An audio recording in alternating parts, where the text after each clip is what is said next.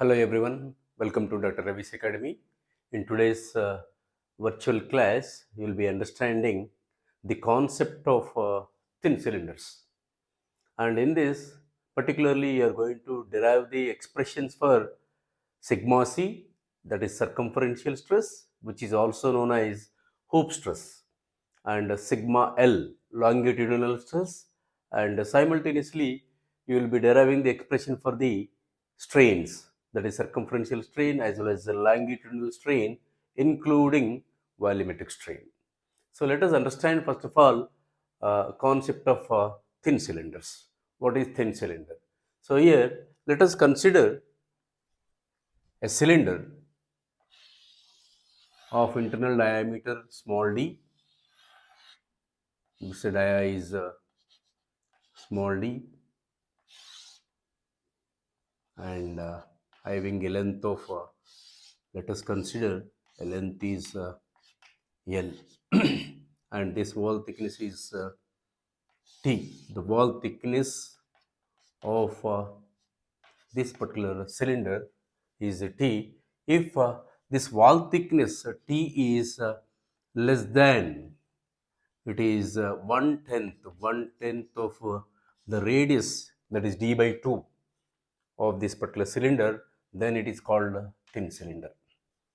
The criteria for the thin cylinder is the wall thickness of the cylinder is less than one tenth of radius of the cylinder, then it is called a thin cylinder. That means you can make use of your thin cylinders only for low pressure to moderate pressure. You can make use a fluid is with the pressure P is flowing in the pipeline, and this particular fluid you can use it is low pressure to moderate. You cannot go for high pressure fluids, and that is the concept of thin cylinder. And let us consider the failure modes. You have two important failure modes. The pipe here, let us look at this particular pipe may fail due to along the length due to pressure, high pressure flowing in the pipeline. So this may fail like this. That means along the length, the failure takes place along the length. And another criteria is the failure may take place like this also. It can open up exactly at the diameter. So these are the two failure modes. And let us consider, let us draw the diagrams for this. I'm considering that it is split into two halves, and the diagram is, let us see,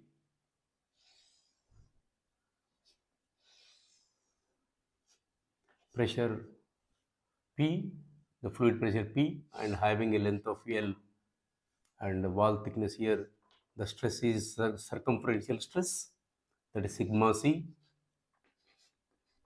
and fluid pressure.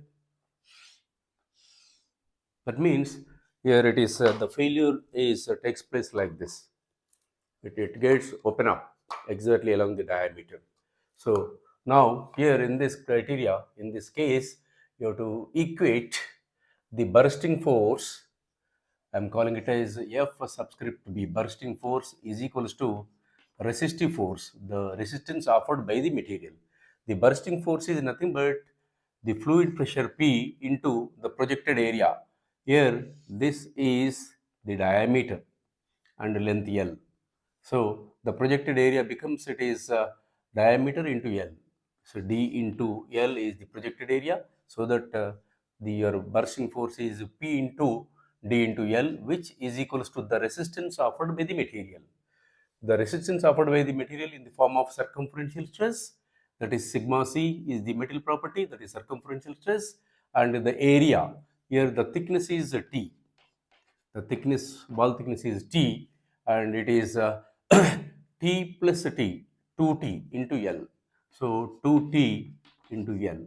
Now you can calculate, L gets cancelled, and of course you have sigma C is equals to, it is PD by 2T. So this is the expression for the circumferential, or which is also known as hoop stress. Now let us consider the failure mode is along the length. It is along the length is, you see that it is split like this. So fluid pressure is flowing in the pipeline, and when it splits like this, let us consider here,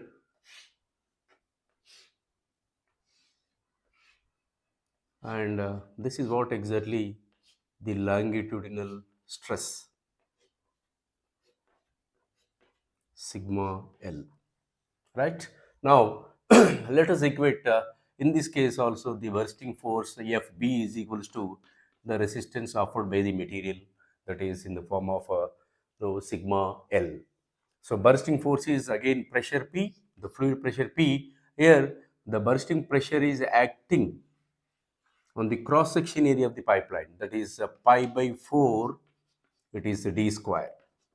Pi by 4 d square is the area, pressure multiplied by the area, that is bursting force, and the resistance offered by the material, it is sigma L, longitudinal stress, and the area the area is elemental strip pi d into, it is pi dt. Pi d is the circumference into thickness t. So this is what is the cross section area of the pipeline or the elemental ring which offers the resistance. Here you have pi, of course, gets cancelled, diameter d, and you have the expression for the longitudinal stress sigma L is equals to, it is a PD by 4T, PD by 4T. So these two are the expressions for the circumferential as well as longitudinal stresses. Let us discuss about the strains.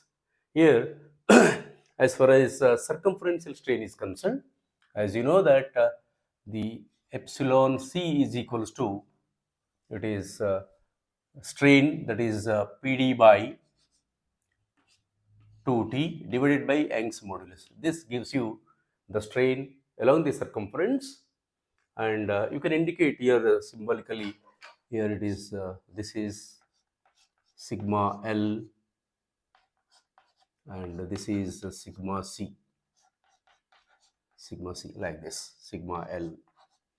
Now, this is what is the expression for the this, and it is followed by, because of this, the other direction it is going to reduce, and it is minus mu times, it is the strain along the longitudinal, that is PD by 4T Young's modulus E. This is the circumferential strain, and you can simplify by keeping outside that PD by 4TE, you can keep outside, so that it becomes 2 minus mu. So this is the expression for circumferential strain.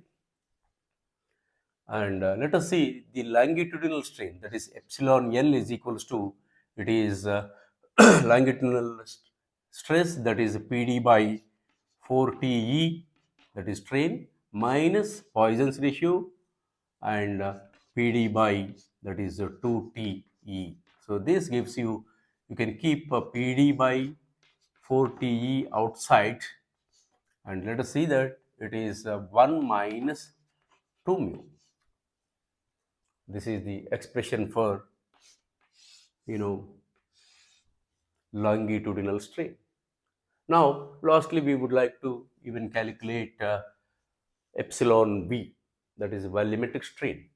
And the volume of the cylinder, as you know that it is the volume of the cylinder, V is equals to, it is pi by 4 d square into length L. We would like to calculate that delta V, change in volume. So it is pi by 4, it is into d square delta L, change in length, plus L into change in diameter, that is 2d into delta D. And you can write down delta V is equals to, you can write down pi by 4 d square L outside, and let us write down the leftover terms inside.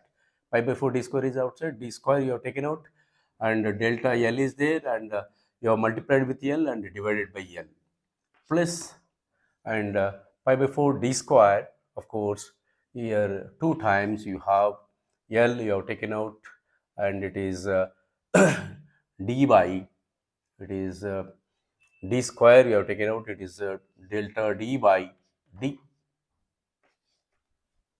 And now you can conclude that it is, you can write down delta V by, this is nothing but volume V is equals to, it is 2 times, this is delta D by D is a circumferential strain, you can write down sigma C, plus delta L by L is a linear strain, and the volumetric strain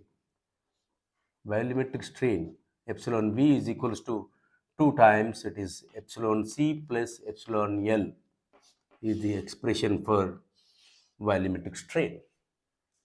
Thank you for watching this video.